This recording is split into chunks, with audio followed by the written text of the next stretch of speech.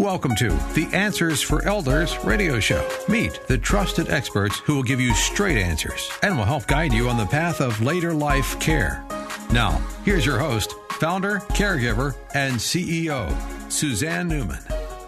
And welcome everyone to Answers for Elders radio network. And we are back with Alexis Bonoff. And Alexis is a program director of the Alzheimer's Association here in Washington State. And she is here to talk to us about the resources of the Alzheimer's Association. What a wonderful resource that you guys do. And this is, the education is empowering for those that are caring for someone with Alzheimer's disease.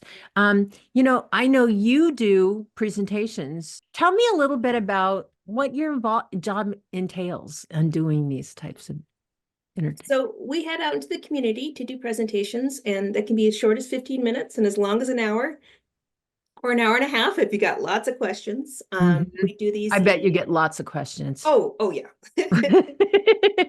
And we do these in private groups. It could be the Rotary Club, but it also could be like a lunch and learn at your business, something you do kind of short term.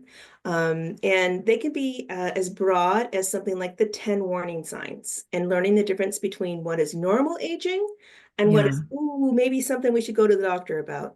And then get as specific as ways to deal with somebody who's already in there. So we kind of have a huge range of programs. Yeah.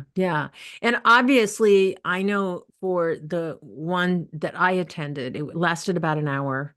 One of the things that was so striking to me, as I would consider myself now fairly knowledgeable, obviously, about Alzheimer's. But on the other hand, I learned so much. Because there's so many realities that go on, especially I learned a lot through the questions that other people ask because they're dealing with it on a day-to-day basis. And when I was, in the thick of it, I had experiences that other people could relate to. And I think one of the things that was really powerful about doing these types of programs, these lunch and learns, is the support factor that you get. And just to be there connecting with people that are attending and I'm sure that you're finding that. Is that not true?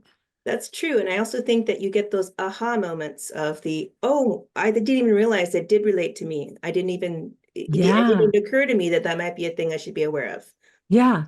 And you may not realize too, I know for me, like my mother was she would not take a shower. And that's very common. It was like, how do you get her to take a shower?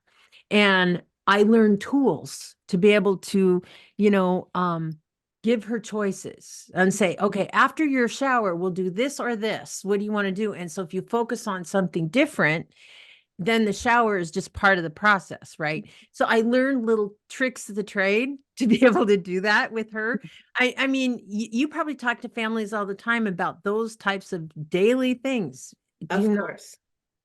Yes, of course. And that, those tricks and tools are so essential to the everyday life of a caregiver. Yeah. And it's also something I'd say our support groups are really great at. A professional can tell you one thing, but somebody who's also in your position, who's going through the same thing you are, that didn't work for me, but I've got another idea for you. Yes, absolutely. I know that. So you guys do local things, but you also do virtual things. Is that not correct? Tell me a little bit about those. So all of our programs, we can do them any style you like. We do virtual ones that are available around the world. We've got one that's monthly where I live, and yet we get people from Greece. So it's very cool to see the range. Very cool. But the in-person ones are great too. Some people feel a little shyer about asking questions virtually, whereas in person, they're more comfortable with that. Yeah. So you being out in the community, what are some of the common questions you get from people? A lot of people say things like, boy, I lost my keys 3 times last week. Do I have Alzheimer's? And frankly, I can say, I don't know, but let's talk more into that. What's normal forgetfulness? What's normal aging? And what might be a sign you might need to talk to your doctor? A lot of people say, I just got diagnosed, or my friend just got diagnosed. What do I do now? And then I send them to our hotline for sure. Get those to start off with those resources. Right. And when I think the other thing is it's hope.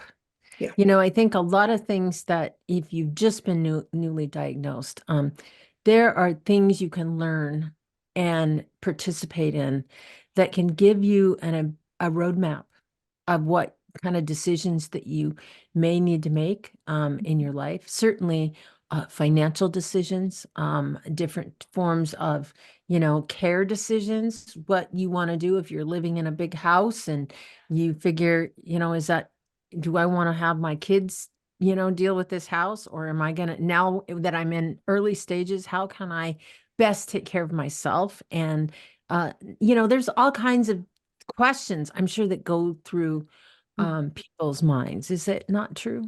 Yes, I think a big one for us Americans is when do you take the keys away or when do you decide to stop driving? Yeah. We are very attached to our cars, but that can be a very dangerous thing with somebody with Alzheimer's. Yeah, yeah. And obviously taking, that's loss of freedom, but it's also, I think, as a care partner, is preserving dignity. Mhm.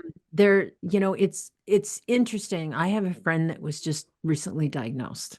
Um, she doesn't, you can't even tell she has it. It's just, she's that functional still.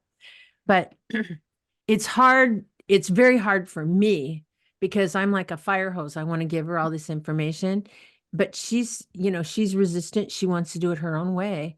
And I have to learn to say, I will be what I said to her, I will be involved or as little as what you want me to be. And I basically said that with love. It's like, I'm here for you, but it's your life. It's your choices, On the other hand, sometimes it's hard for me to keep my mouth shut, So, your kind of program is perfect for someone like me that's a friend. How do I help this individual? And I'm sure you guys have resources for people like me. Of course, and if it's something simple, again, call that hotline. But we do Mhm. have these support groups, and as we said, these education programs that really get deep into the Mhm. tools and tricks. Um, Yeah. One thing about the hotline, they can help give you a plan if you are planning to be like, how do I talk to my person about this? They can help you with Yeah. it. Yeah, absolutely. Absolutely. And, again, all of these programs that the Alzheimer's Association provides is funded through the Walk to End Alzheimer's, which is going on through in September and October. And one thing I really want to point out is even if your walk has already happened, you can still donate to the walk in your community up until when, Alexis? Up until the end of the year. So Yeah, there's so plenty of time. there's plenty of time to donate. Just go to alz.org/walk. And all you have to do is enter your zip code. Is that correct? That's correct. And Yes. and your donation goes to local programs in your community, as well as a portion of that goes into clinical research, trials, it goes into education, and it goes into all of the resources that the Alzheimer's Association provides. And Alexis and I will be right back right after this. Let's work together and help fund a cure in supporting the Walk to End Alzheimer's this year, and learn more and donate by visiting alz.org or just call 800-272-3900. That's alz.org or 800-272-3900.